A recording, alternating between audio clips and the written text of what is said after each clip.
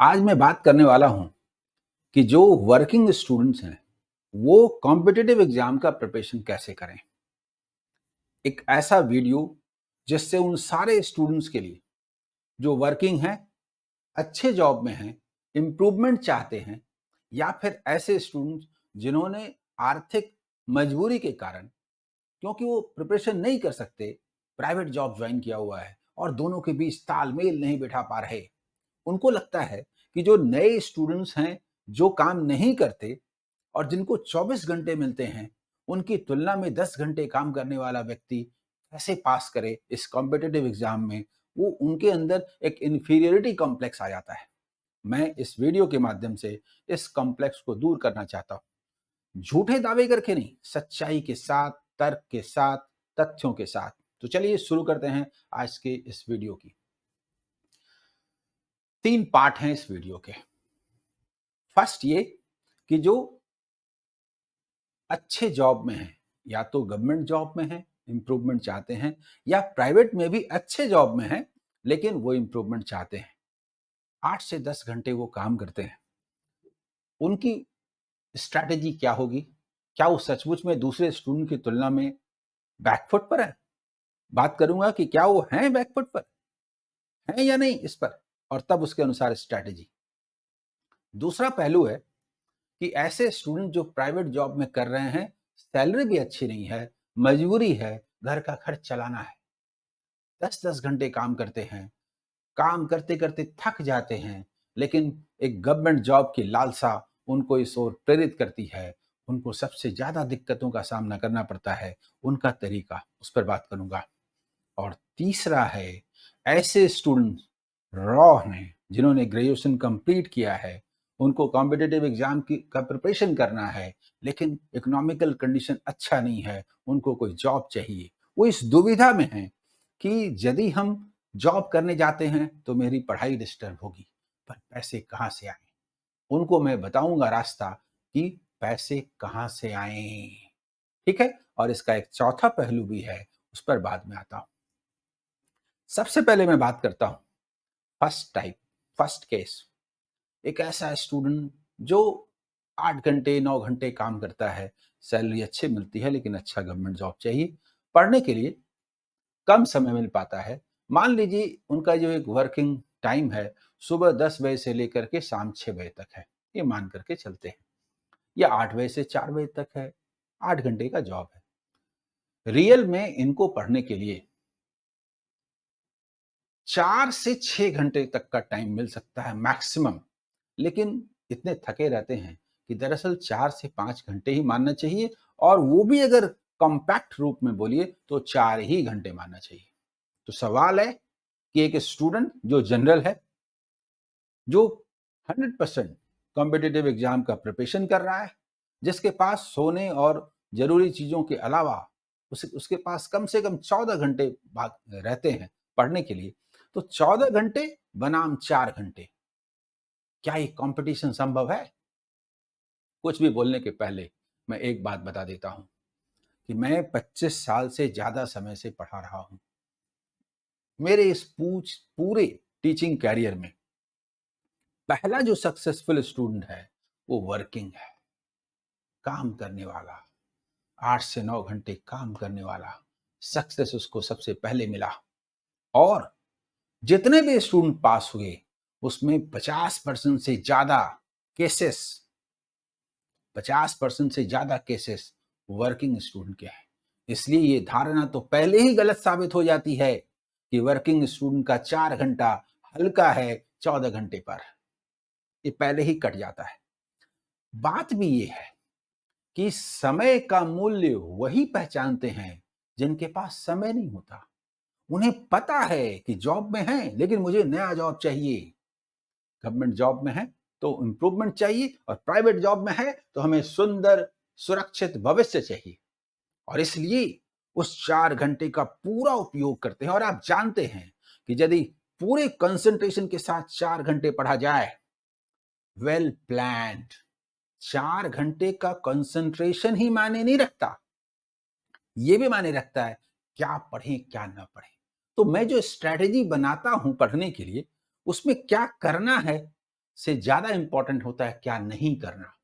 जिनके पास 14 घंटे हैं, वो बेवजह का इंटरनेट सर्फिंग करते रहते हैं, बेवजह के प्रैक्टिस पेपर बनाते रहते हैं, बेवजह के क्वेश्चंस पढ़ते रहते हैं और अपने समय का बड़ा भाग बर्बाद करते हैं। अब वर्किंग स्टूडेंट्स के साथ उनके पास चाहे जो बोल लीजिए, मजबूरी के कारण ही समय ही नहीं है कि बर्बाद किया जाए। वो प्रैक्टिस पेपर बनाने का टाइम ही नहीं है। जो जरूरी है वही पढ़ने के लिए टाइम निकालना एक चैलेंज है। तो मजबूरी में ही सही वे मेरी स्ट्रैटेजी को मानते हैं और यही रीजन है उनके सक्सेस का। स्ट्रैटेजी क्या है? कोई भी सब्जेक्ट हो, कोई भी चैप्टर हो, उस चैप्टर के कॉन्सेप्ट को समझना, उसकी टेक्निक को समझना, उस चैप्टर के क्वेश्चंस के टाइप को समझना, क्लासिफाई करना और कॉन्सेप्ट का एप्लीकेशन करना, जितना संभव हो क्वेश्चंस में प्रैक्टिस करना, यही मूल बात है। सच पूछिए तो इसके अलावा कुछ नहीं करना। तो जिनके पास ज्यादा समय है वो कुछ कुछ करने लगते हैं। जब वो कुछ कुछ करने लगते हैं, डेविएट होते हैं, समय का पूरा उपयोग नहीं कर पाते। यही रीजन है कि 4 घंटा भारी है 14 घंटे पर। यही रीजन है। इसलिए वर्किंग स्टूडेंट का सक्सेस रेट ज्यादा है। मैं जब भी स्ट्रैटेजी बनाता हूं उसमें ये एक आदत में शुमार होता है कि जो 4 सब्जेक्ट हैं, मतलब इंग्लिश, मैथ, रीजनिंग और जीके या जनरल अवेयरनेस, 4 सब्जेक्ट एक साइकोलॉजिकल प्रेशर क्रिएट करते हैं। और मैं कहता हूं कि रोज करंट अफेयर्स पढ़िए, अपने दैनिक रूटीन का हिस्सा बना लीजिए। इंग्लिश को रोज पढ़िए, करंट अफेयर्स और इंग्लिश आदत का हिस्सा बना लीजिए, 1-1.5 घंटे उसमें दीजिए। वर्किंग स्टूडेंट के लिए भी मायने रखता है कि 4 घंटे मिलते हैं। कैसे 4 घंटे मिलते हैं मुझे बताइए। सुबह 10 बजे से शाम 6 बजे तक उनकी ड्यूटी है। ठीक है, आए, फ्रेश हुआ और 8 बजे से पढ़ना शुरू किया और 12 बजे रात तक पढ़ा। सुबह में नहीं पढ़ना है, जरूरी चीजें हैं, अन्य काम भी हैं, तो 8 से 12 पढ़ना है। लेकिन मेरी स्ट्रैटेजी का ये इंपॉर्टेंट पार्ट है कि 6 से 8 के टाइम में जो आप तैयार होते हैं, फ्रेश होते हैं, चाय पीते हैं, शाम का नाश्ता करते हैं, थोड़ा रेस्ट लेते हैं अपने ड्राइंग रूम में, वहीं पर न्यूज भी चल रहा है, वहीं आप रेस्ट भी ले रहे हैं, पेपर भी पढ़ रहे हैं। इंग्लिश में पेपर पढ़ा, इंग्लिश के पॉइंट ऑफ व्यू से भी। तो वो जो 1-1.5 घंटे का टाइम है जो आपने पढ़ाई के लिए नहीं रखा है, उसी में तैयार हो जाता है करंट अफेयर्स और इंग्लिश। तो अब क्या बचा? 2 ही ना सब्जेक्ट, मैथ्स एंड रीजनिंग। एक दिन में 4 घंटे मिले, पूरा दिन, यानी वो पूरे 4 घंटे एक सब्जेक्ट पढ़ेंगे। मुझे बताइए, अगर आपने परसेंटेज उठाया तो परसेंटेज का मीनिंग समझा, या तो मेरा लाइव क्लास किया या मेरे रिकॉर्डेड वीडियोस देखे, कॉन्सेप्ट को समझा, एप्लीकेशन को समझा, कुछ क्वेश्चंस बनाए और अगले दिन सिर्फ क्वेश्चन बनाए और उसके 5 क्वेश्चंस के परसेंटेज के टेस्ट दिए। 2 दिनों में परसेंटेज तैयार हो जाएगा। 4 घंटे वाले का 2 दिन, यानी 8 घंटा भारी है 14 घंटे वाले का 6 दिन पर। वो मानेंगे ही नहीं। ज्यादा समय मिलता है ना तो आदमी बर्बाद करने लगता है। वो इस स्ट्रेटजी को फॉलो ही नहीं करता। उसको मॉक टेस्ट चाहिए। देखिए क्वेश्चंस उनका क्या आता है, मैं एक दिन में कितने मॉक टेस्ट लगाऊं, ये मुझसे पूछते हैं। बताइए। अरे मॉक टेस्ट होता है पढ़ने के बाद टेस्ट देना। जैसे मैंने अभी कहा कि परसेंटेज पहले दिन पढ़े, सेकंड डे पढ़े, पूरा पढ़ लिए, तब उसके 5 क्वेश्चंस के आपने टेस्ट दिए ऑफलाइन। अरे ऑफलाइन हो ऑनलाइन हो, चैप्टर वाइज टेस्ट का कोई जवाब नहीं है। और आपने पढ़ने के बाद टेस्ट दिया तो 2 दिन के बाद टेस्ट दिया ना। जब चैप्टर पढ़ लेंगे तब ना टेस्ट देंगे। और जिनके पास समय है वो मॉक टेस्ट खरीद लेते हैं, सुबह दोपहर शाम मॉक देते रहते हैं। वाहियात क्वेश्चन होता है, कुछ भी सीखने के लिए नहीं मिलता। 1 महीने में पढ़ाई लिखाई छोड़ देते हैं, कहते हैं मेरे भाग्य में भगवान ने लिखा ही नहीं था कि कोई सरकारी जॉब मिले। ये रीजन है। जो करना है उससे ज़्यादा इम्पोर्टेंट है जो नहीं करना है। स्ट्रैटेजी समझ में आ गई, मूल बात समझ में आ गई। दूसरे दिन रीजनिंग पढ़ा, रीजनिंग में भी एक चैप्टर उठाया। सच बात यह है कि रीजनिंग में जितने भी चैप्टर हैं, उसमें कोई दम नहीं है सिवाय पजल के। और पजल के पीछे अगर आप पड़ जाएंगे, इजी क्वेश्चन से उठाएंगे, पजल को सॉल्व करने का आपका हैबिट बन जाएगा, तो धीरे धीरे धीरे धीरे आप बनाते चले जाएंगे। अगर आप 2 दिन लगातार रीजनिंग पढ़ते हैं और पजल पढ़ते हैं, अरे सीधा पजल से ही भिड़ जाइए ना। जो कठिन है, हार्ड है, उससे ही सामना हो जाए। कुछ नहीं, कोई बुक उठाया, सॉल्व है, सॉल्यूशन नहीं देखा, क्वेश्चन को उठा के बनाने का प्रयास किया, नहीं बना, स्टार्ट कर रहे हैं आप, तो आपने उसका सॉल्यूशन देखा, समझ में आ गया, फिर उसको बना लिया। फिर दूसरा पजल उठाया, वो भी पढ़ने पर समझ में नहीं आया, उसका सॉल्यूशन देखा, फिर समझ में आ गया, बना लिया।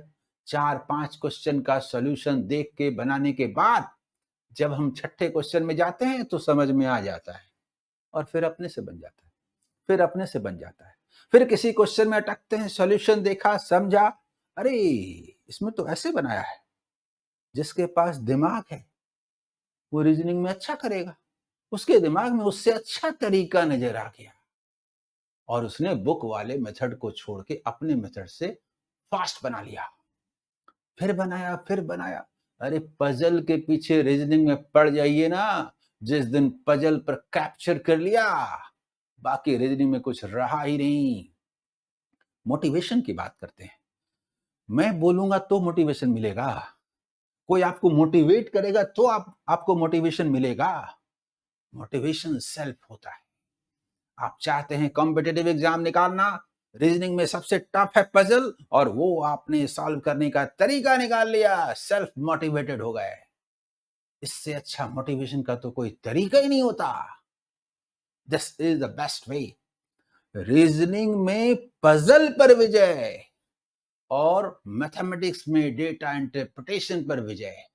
आज मैं ये नया लुक देता हूं, नई दृष्टि देता हूं।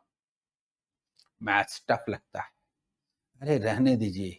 मैं कहता हूं कि मैथमेटिकल स्किल डेवलप कीजिए। पहले बेसिक कैलकुलेशन पढ़िए, उसके बाद एजेस पढ़िए, पार्टनरशिप पढ़िए, एवरेज पढ़िए, परसेंटेज पढ़िए, फिर सिंपल और फिर कंपाउंड पढ़िए। ये जनरल स्टूडेंट के लिए मैं कहता हूं, लेकिन जो वर्किंग स्टूडेंट है उनके लिए अलग तरह की स्ट्रैटेजी पर बात करता हूं, क्योंकि उनके पास ज्यादा टाइम नहीं है पर डेडिकेशन पूरा है। उनको मैं कहता हूं बेसिक कैलकुलेशन तो जरूर कर लीजिए, उसके बाद सीधा आइए डीआई पर। लेकिन ऐसे डीआई नहीं, मेरे डीआई के 350 वीडियोस हैं, उनको देख के एंजॉय कीजिए। डीआई बनाने का तरीका समझ में आ जाएगा। डीआई जब सीखने लगिएगा ना और डीआई में अच्छा करने लगिएगा, मेरी टेक्निक इस पर आधारित है कि खेत में काम करने वाला अनपढ़ किसान अगर उसको भी समझ में नहीं आया तो मेरा पढ़ाना बेकार। यानी आप जीरो से शुरू कर सकते हैं, सीधा डीआई से शुरू कर सकते हैं। डीआई में जो टेक्निक यूज होती है, मैं हमेशा पूरा एक्सप्लेनेशन देता हूं। मेरे प्लेलिस्ट में जाकर के आप इसको देखेंगे। रीजनिंग में पजल और मैथ्स में डीआई। जिस दिन इस पर कमांड हो गया, बाकी चीजें चारों खाने चित, कुछ बचेगा ही नहीं। ये मैंने कहा स्ट्रैटेजी जिसको किसी भी वर्किंग स्टूडेंट को फॉलो करना है।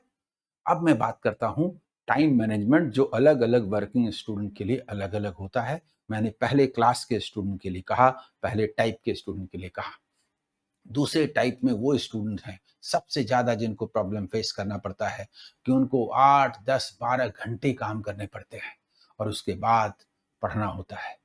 उन स्टूडेंट से मेरा एक कहना है कि देखिए, प्राइवेट में काफी काम करना पड़ता है और कभी कभी 10-12 घंटे भी काम करना पड़ता है। ऐसा जॉब भी स्टूडेंट करते हैं, तो ऐसे स्टूडेंट के लिए प्रिपरेशन करने में बड़ी दिक्कत है।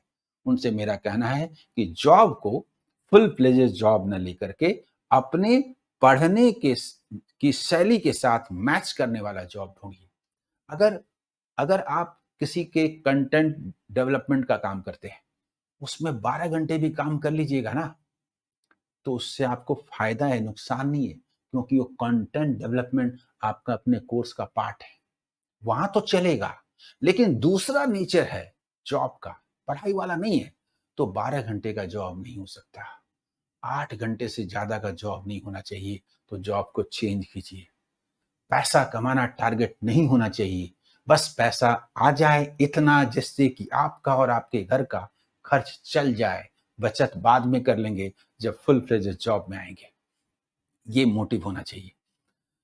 मैं चाहता हूँ कि आप इस तरह का जॉब ढूँढिए। आपको मान लीजिए कि 20,000, 25,000, 30,000 रुपए मिल रहे हैं। नहीं चाहिए 30,000 रुपए। 6 महीने में 30,000 के हिसाब से क्या हुआ? 1,80,000। आप 10,000 का जॉब कीजिए। आपका खर्च और घर थोड़ी आर्थिक कठिनाइयों में बीतेगा। चलने दीजिए। पहले से भी तो चल रहा था ना। आपके ग्रेजुएशन करने के पहले भी चल रहा था। फादर चला रहे थे, पेरेंट्स चला रहे थे। कुछ दिनों तक और मैनेज करेंगे। थोड़ा-सा सपोर्ट कर दीजिए 10-12,000 रुपए और 6-7 घंटे का काम ढूँढ लीजिए। और अगर 8 घंटे भी काम करना पड़ा, कोई उपाय नहीं है, तो मैंने उसका तरीका आपको बता दिया।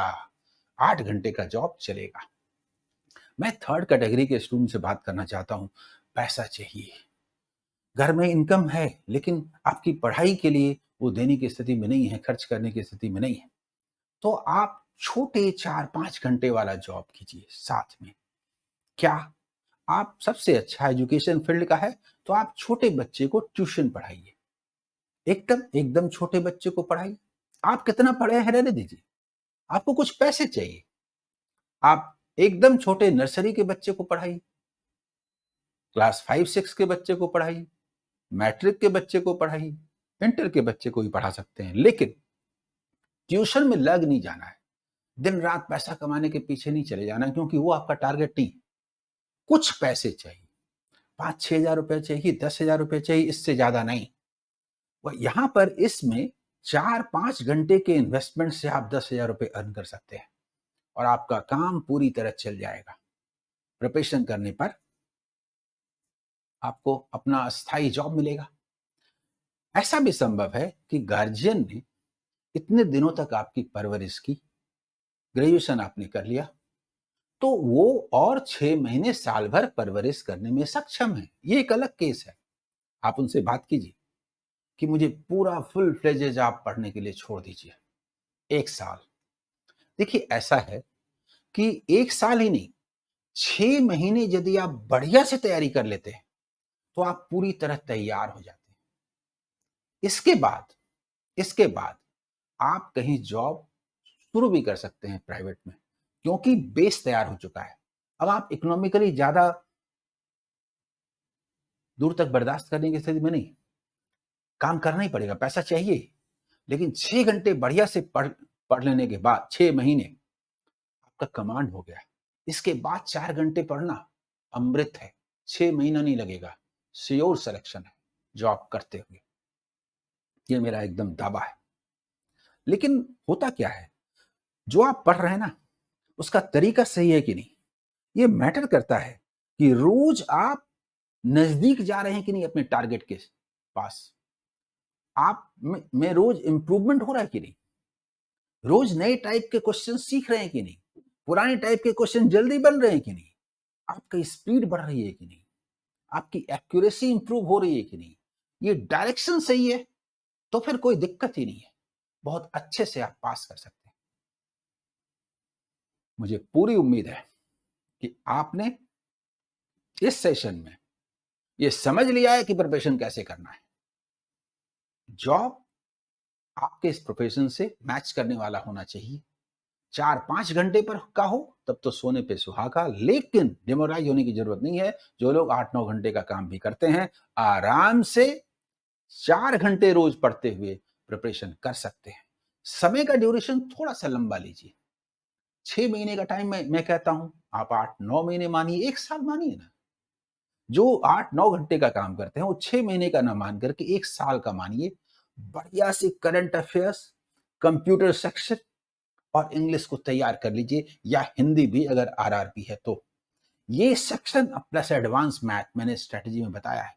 ये ऐसी चीजें हैं जो कॉम्पिटिटिव एग्जाम में दूसरों पर आपको लीड दिला देगी। मुझे पूरी उम्मीद है कि इस सेशन को आपने एंजॉय किया। Okay, all the best, bye.